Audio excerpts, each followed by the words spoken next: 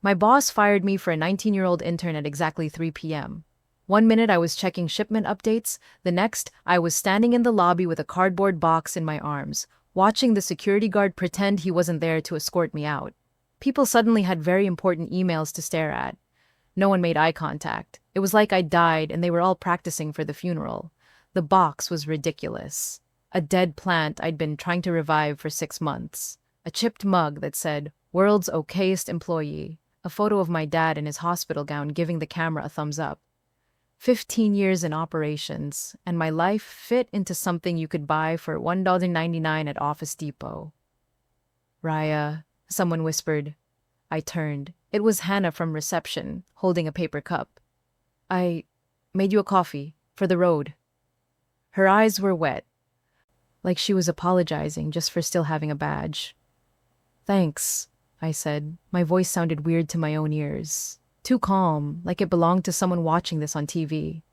I jammed the cup on top of the box, next to the dead plant. The doors whooshed open and a gust of late afternoon air hit me as I stepped outside. Cincinnati's skyline sat in the distance, pretending it didn't know me. The security guard stopped at the glass, gave me a stiff nod, and let the doors seal shut behind me. Just like that, 15 years of my life turned into a "thank you for your service" head tilt. I crossed the parking lot in slow motion. My car, a faded blue hatchback with a missing hubcap, waited in the far corner. I dropped the box onto the passenger seat, set the coffee in the cup holder, then slid behind the wheel, and just sat. My phone buzzed in my pocket. I didn't look. Instead, I stared at the digital clock on the dashboard. 3:03 p.m., 3 minutes since I stopped existing to this company. That had to be some kind of record. I did the math automatically, the way my brain always did when things got scary. 2 months of severance, if they actually paid what HR promised. Dad's medication, rent, groceries that didn't come from the clearance shelf. My chest tightened anyway. A faint laugh slipped out, dry and humorless. "Fired for an intern," I murmured. "Congratulations, Raya. You've officially been outbid by a teenager." My phone buzzed again, more insistent this time. Group chat, probably. Questions, gossip, panic. I pulled it out just long enough to see a preview. "Dev, tell me you're still in the building. Please." I flipped it face down and tossed it into the cup holder next to the coffee. Not yet, I thought. The least they could give me was a few minutes to feel how wrong this all was. Outside, trucks rumbled in the loading bay. Inside, meetings were continuing without me. Somewhere in there, a 19-year-old intern was sitting in my chair, trying to log into systems she'd never seen before. I leaned my head back against the seat and closed my eyes. 12 minutes later, I'd look at that clock again and realize I hadn't actually stopped existing. They had just made a very, very expensive mistake. The worst part wasn't being fired. It was how fast they did it, like ripping off a Band-Aid without checking if there was still skin attached. In my head, I replayed the moment it started. 2:42 p.m. I'd been at my desk arguing with a spreadsheet when my email pinged. From HR general subject. Quick check-in, no details, no calendar invite, just quick check-in, which everyone knew was corporate for this won't be quick and you won't like it. "Hey, you okay?" Dev had asked as I stood up. He was leaning back in his chair, spinning a pen between his fingers.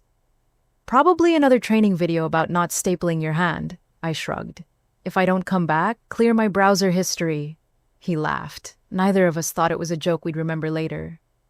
The hallway to HR always felt a little colder, like the air conditioning was stronger there on purpose.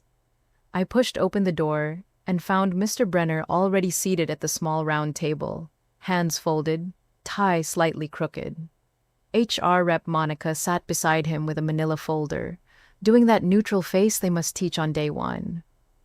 "Raya, thanks for coming," Brenner said. He only thanked you for things when he was about to do something you wouldn't. "What's going on?" I stayed standing. No way was I going to make this comfortable for them. Monica slid a single sheet of paper across the table. "We'll get straight to it. she said. There's been an update to the role requirements for operations coordinator. I glanced down. Effective immediately, all operations coordinator positions require a completed university degree in business, logistics, or related field. I looked back up. We all knew that when you hired me. I have 2 years of night school and a collection of panic attacks. This is not news. There's been a tightening of standards, Brenner said. Corporate wants degree holders in key positions. It's not personal. 15 years, I said slowly. I built half of the systems you forget the passwords to. But now it's about a line on a CV? Monica's expression flickered for half a second, then reset. Your performance is not in question, she said. This is purely about alignment with updated criteria. Uh-huh, I replied. And how long ago were these criteria updated? She hesitated.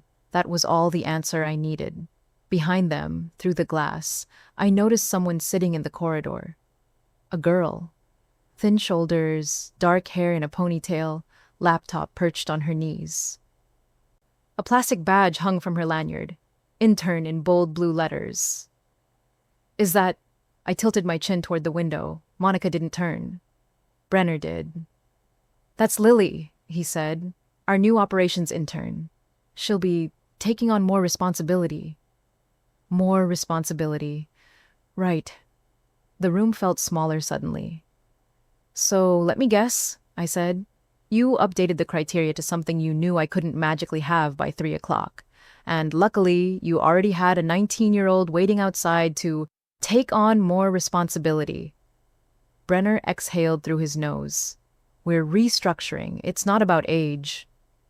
Of course it's not, I said. It's about salary. No one denied it. Monica pushed another paper toward me. Here's your severance package, and here's a form outlining your benefits continuation. We'll need your badge back by 3. I have a client call at 3, I said.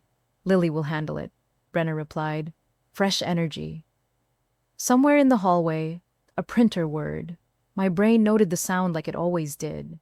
15 years of tying noises to problems. Printer means someone sending last-minute forms. Last-minute forms mean someone didn't plan ahead. Someone not planning ahead had just rearranged my entire life. When did you tell her? I asked quietly. Who? Brenner tried. The intern, I said. Did you tell her you were gutting my job to make space for her? He shifted in his seat. She understands this is a great opportunity. For her? I said. Sure. Monica slid a pen across the table. I didn't pick it up. I read the severance number, did the math in my head again. Rent, dad, groceries, panic attack. You know, I said, I would have left eventually. I've had recruiters in my inbox for years. You could have talked to me like a human being instead of changing the rules and pretending it's not personal. Silence. We appreciate everything you've done, Brenner offered, like a man handing out napkins at a car crash. Do you? I asked. Name one system I built. He blinked. He couldn't. Badge by 3, Monica repeated gently, as if she hadn't just helped push me off a ledge. On my way out, I opened the door too fast and almost ran into Lily. She jumped to her feet, nearly dropping her laptop. Ms. Ortiz, she blurted. Her voice was higher than I expected. I didn't know they just told me to wait here. She looked about 12 in that moment, eyes big, chewing on the corner of her thumbnail. This is not your fault, I said. The words surprised me by how much I meant them. Take the job, pay your rent, but don't let them convince you people are this disposable. Her face crumpled a little. You're the one who answered my questions last week about the dashboards. I thought I'd be shadowing you. I smiled, and it even felt real. Yeah, me too. Back in the car, the memory faded as quickly as it had come. I stared at the crumpled termination letter on the passenger seat, half buried under my dad's photo and the dead plant. My phone buzzed again. Dev, they just put Lily in your client meeting. Raya, this is bad. I checked the time on the dashboard. 3:18 p.m., 15 minutes since I was officially replaced by a teenager. Somewhere on the third floor, a 19-year-old was sitting in my chair, in front of my client, with access to systems she didn't know existed yesterday. I picked up the coffee Hannah had given me and took a sip. "Good luck, kid," I whispered, not sure if I meant Lily or the company. My phone buzzed again. And again. The little world I'd just been shoved out of was starting to shake. By 3:18 p.m., my phone was vibrating like it had a fever. I stared at the screen for a second before unlocking it. The group chat, Ops Goblins, had blown up. "Dev, they pulled Lily into your 3 p.m. Dev. Client from Montreal is on Dev. Brenner said it would be good practice." I snorted despite myself. Of course he did. Another message popped up before I could respond. "Mira, she can't find the Q3 safety report. Mira, he's asking for the Ortiz spreadsheet. Mira." That's literally what he called it, the Ortiz spreadsheet. The one I'd built over 5 boring Saturdays while Brenner sent quick check-in emails from his patio. I glanced at the dashboard. 3:22 p.m. I should have started the car, driven home, cried into a bag of discount chips. Instead, I stayed parked under the skinny maple tree at the edge of the lot, watching the glass front of the building like it was a TV screen. Another voice note came in from Dev. I put the phone to my ear. His voice was low, like he was hiding in a supply closet. He asked Lily about the port inspections, and she started talking about the plant inspections, and then Brenner jumped in and used last quarter's numbers. The client knows. You can hear it in his voice.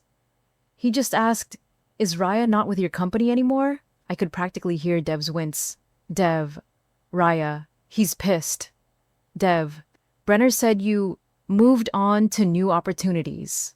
"Dev," client said, without telling us first. A new number flashed on my screen. The office line. I let it ring out. Then another number. Unknown. I rejected it too. "You fired me," I told the empty car. "You don't also get tech support." More messages. "Mira, Lily is shaking." "Mira, she keeps saying she doesn't have permissions." "Mira, because she doesn't." "Dev, he just asked who changed the procedures without notifying them." "Dev, Brenner blamed internal turnover." "Dev, client said I want Raya Ortiz. She knows our system." My chest squeezed. It was stupid how much those last 6 words mattered. I typed, then deleted 3 different replies. The part of me that still cared about the company wanted to march back in and fix it. The part that had just been handed a cardboard box wanted to let them burn. My phone buzzed again. This time, it was a text from an unknown number.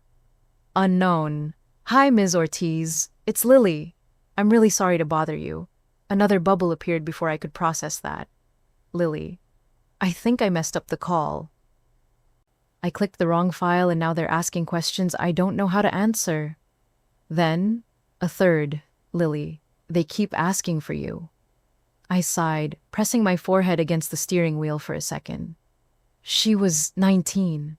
She probably still got carded for energy drinks. This wasn't her fault any more than gravity was. I wrote back before I could overthink it. "Raya, breathe. It's not on you." "Raya, where are you now?" Dots pulsed. "Lily, conference room B. They put me on mute. Everyone looks like they're in trouble." Immediately, another message from Dev came in. "Dev, CEO just joined the call." "Dev," he asked, "why wasn't Raya told before this change?" "Dev." Nobody answered. The clock on the dashboard flipped again. 3:35 p.m. I realized my fingers were tight around the steering wheel, white-knuckled. This wasn't just a messy call. That Montreal contract kept half of our operations calendar full. If they pulled out, the company would feel it in every corner. My phone started to ring again. Unknown number, same as before. This time, I let it go one more second, then swiped to answer. "Hello? Ms. Ortiz?" It was a woman's voice, breathless, like she'd been running.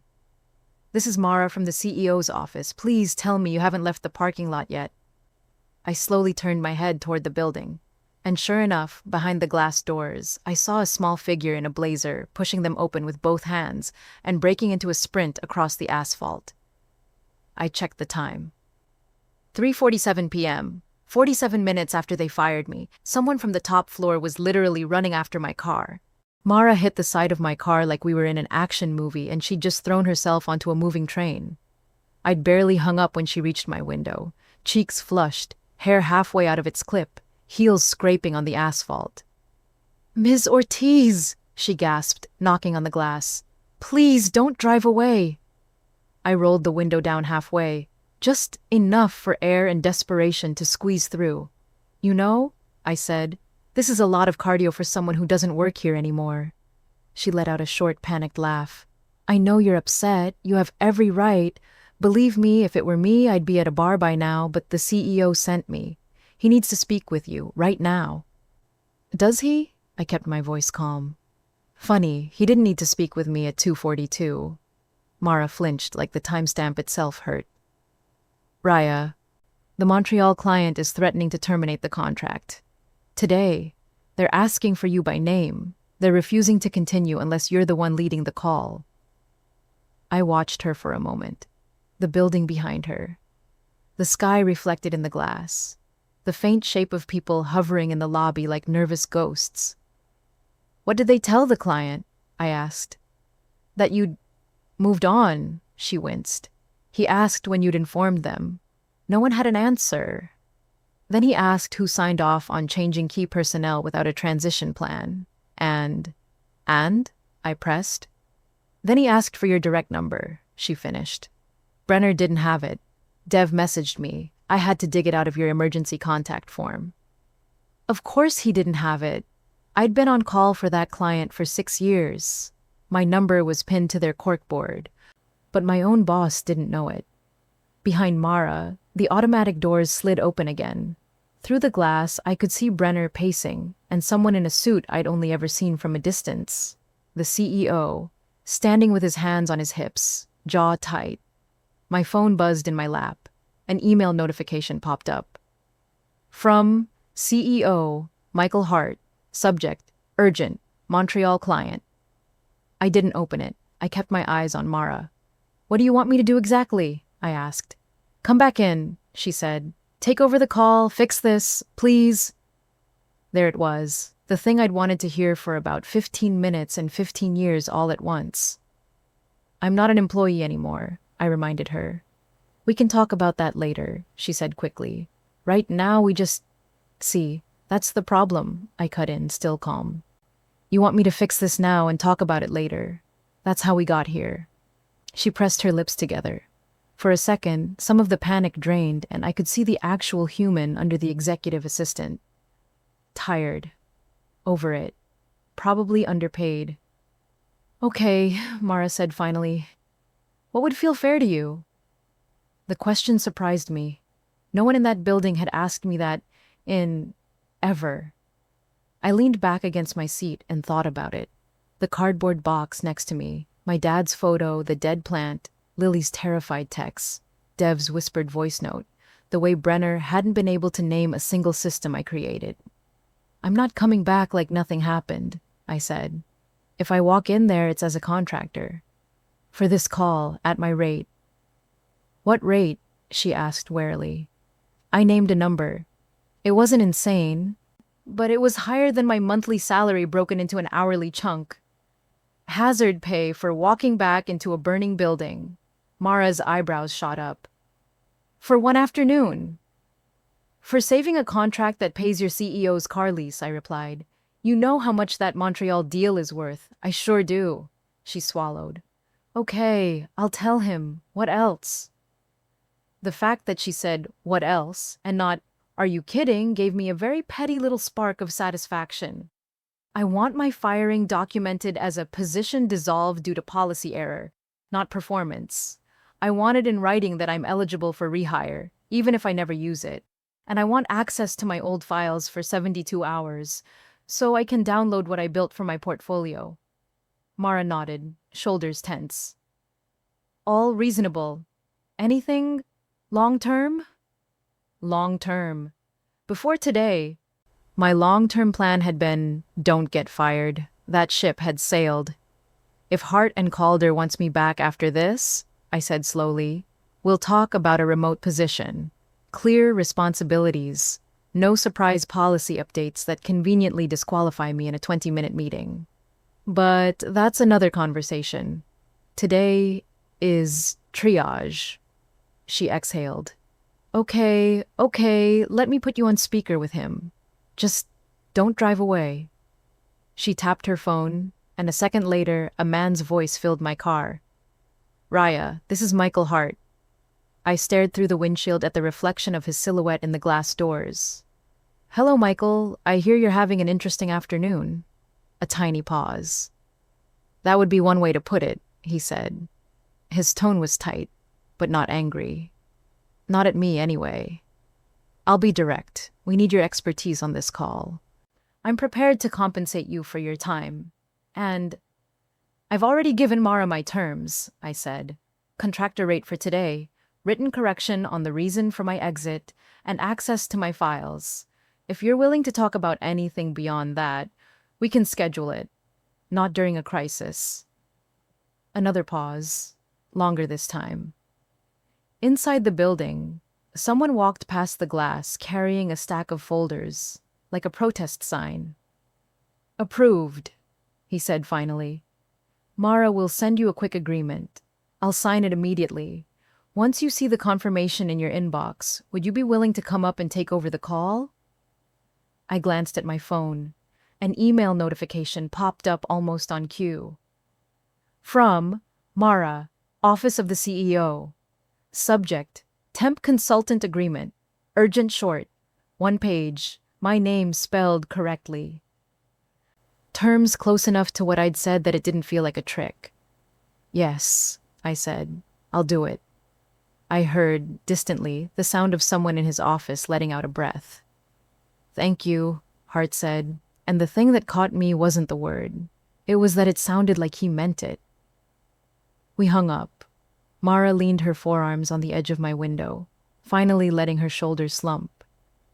Is this what a heart attack feels like? She muttered, asking for a friend. I almost laughed. Take a breath. You're not the one who hired a teenager to replace 15 years of damage control. She smiled faintly. Come on, they're already fighting over who gets to open the door for you. I'll manage on my own, I said, grabbing my keys and stepping out of the car. The air felt different walking back toward the building. Same cracked pavement, same smudge on the glass door, same humming fluorescent lights. But instead of feeling like I was being pushed out, I felt pulled in. Just for a moment, Brenner and I locked eyes through the glass. His expression did something complicated. Relief, embarrassment, annoyance. I gave him a polite little nod, like we were strangers recognizing each other in a grocery store. Inside, the lobby buzzed with a kind of brittle energy, people pretending not to stare. Dev stood near the elevators, hands in his pockets, trying and failing to look casual. When he saw me, his shoulders dropped. You're back, he said. Technically, I'm visiting, I replied. I charge by the fire. He huffed out a laugh. The client is going to be so happy to hear your voice. Brenner, on the other hand. He tilted his head toward our boss, who was hovering by the conference room hallway like a nervous substitute teacher. I'm not here for Brenner, I said. I'm here for the mess. Dev's smile turned sharp around the edges. Oh, there's plenty of that. As we walked toward conference room B, I caught a glimpse of Lily through the narrow window. She was hunched over the laptop, eyes red, fingers shaking as she scrolled through something she clearly didn't understand. Without thinking, I felt my jaw tighten, not at her, but at the people who thought any of this was good practice. Mara touched my arm lightly. They're waiting, she whispered. I know, I said. I wrapped my fingers around the cold metal door handle and took a breath. 47 minutes after they fired me, I was walking back into the same room they'd decided I wasn't good enough to sit in. This time, I wasn't the one on the back foot. Conference room B went quiet when I opened the door. On the big screen, the Montreal rep stared back at us through his webcam, arms folded. Around the table, managers pretended not to be panicking. Lily sat at the end, shoulders hunched, mouse hovering over a spreadsheet that absolutely did not want to cooperate. "Ms. Ortiz," the rep said, "interesting to see you appear mid-call." "Interesting afternoon all around," I replied. I took the empty chair at the head of the table.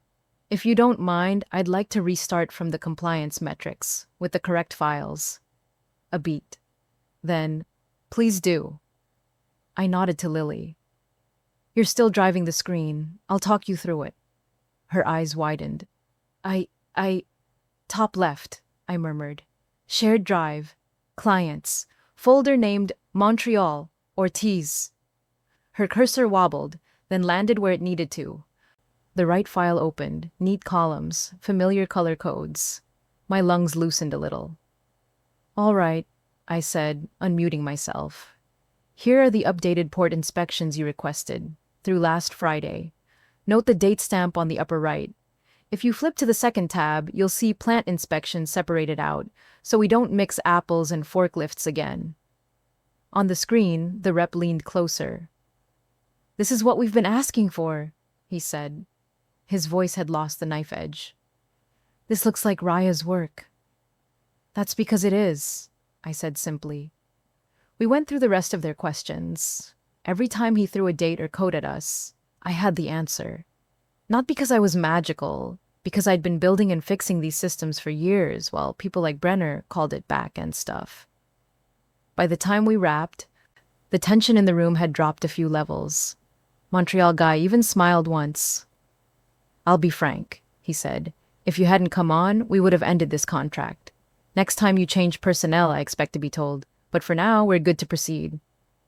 "Understood," I said. "And thank you for your patience today."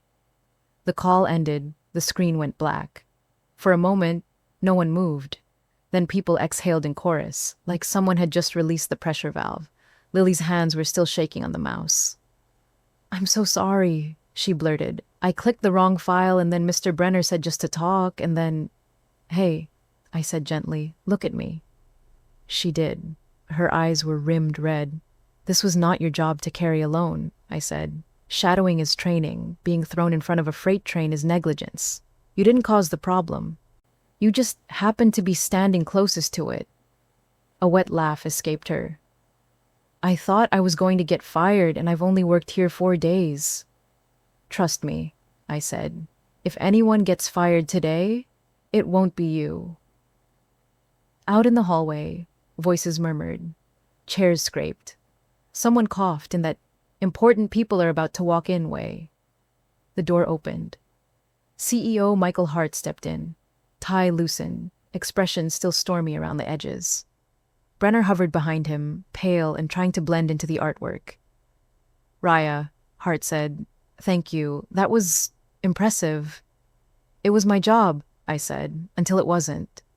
His mouth twitched, not quite a smile, not quite not. "I've just gotten off a follow-up call with Montreal," he said. "We'll be keeping the contract. They were very clear about your value." Behind him, Brenner shifted. I didn't look at him. "I appreciate you coming back under the circumstances," Hart went on. "It's clear we mishandled the transition. I'd like to schedule time to discuss what happened, and how to make sure it doesn't happen again." "Happy to talk," I said, "as a consultant." He nodded once. "As a consultant," he agreed. "Mara will coordinate. In the meantime, you'll be paid at the agreed rate for today, and your exit documentation will be updated." He glanced at Mara. She nodded briskly, tapping a note into her phone. Brenner finally spoke. "Raya, I just want to say, it's fine," I cut in, not unkindly. "You made a call. The client just gave you very expensive feedback." He flushed. For once, he didn't argue. Hart turned to Lily. "And you," he said, softer. "You were put in an impossible position. We'll make sure you get proper training before you're thrown into anything like that again." Lily stared at the table. "Yes, sir," she murmured. After they left, The room slowly emptied. Dev lingered by the door with a grin. You know, he said, watching Brenner try not to choke on his own tongue was maybe the highlight of my career. I thought you said you didn't like drama, I said. I don't. I like justice, he replied. This was adjacent. I laughed, and it surprised me how real it sounded. On my way back to the lobby, I stopped at Lily's desk. She'd set her laptop down, breathing like she'd just finished a marathon. If you're still here next week, I said, and you want to actually learn how this place works, text me. I'll show you how to survive the dashboards. Her eyebrows shot up. You'd help me? After what they did? They didn't ask you, I said. They used you, that's different. Don't let them turn you into the villain in someone else's story. A shy, crooked smile. I'll bring coffee, she said. Make it strong, I replied. You've seen what they're like. In the lobby, my cardboard box still sat on the reception counter where I'd left it. Hannah gave me a small wave. Do you want this back in your car? She asked. For now, yeah, I said, but maybe not for long. Outside, the air felt lighter. I set the box in the passenger seat again, but this time it didn't look like a symbol of failure. It looked like inventory. My phone buzzed as I closed the door. New email from Nova Logistics, recruitment. Subject, operations lead role, remote. I skimmed it. They'd heard good things, were impressed by my portfolio, wanted to know if I'd be open to talking about a position where experience was valued over titles. I leaned back in my seat and let out a breath I hadn't realized I was holding. Maybe I'd take another contract day here. Maybe I'd help Lily. Maybe I'd sit across from Hart in a week and tell him exactly how many things needed to change. But for the first time in a long time, I also knew something else. I had options. I started the engine. In the rearview mirror, the building shrank, just a little. My boss fired me for a 19-year-old intern. 47 minutes later, they were running after my car. The rest of the story, from here on out, that part belonged to me.